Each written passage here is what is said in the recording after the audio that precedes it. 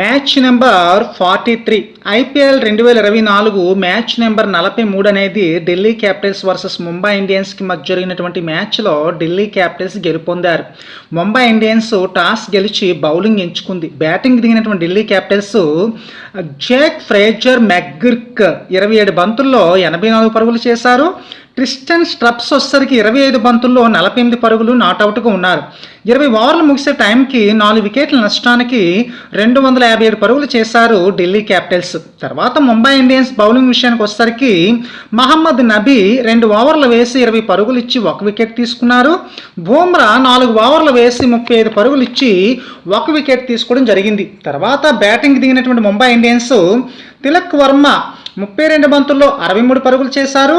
హార్దిక్ పాండ్యా 24 బంతుల్లో 46 పరుగులు చేశారు. 20 ఓవర్లు ముగిసే టైంకి 9 వికెట్ల నష్టానికి 247 పరుగులు చేసి ముంబై ఇండియన్స్ మ్యాచ్ ఓడిపోవడం అనేది జరిగింది. ఇక ఢిల్లీ క్యాపిటల్స్ బౌలింగ్ విషయానికి వచ్చేసరికి రాసిక్ సలాము 4 ఓవర్లు వేసి 34 పరుగులు ఇచ్చి 3 వికెట్లు తీసుకున్నారు.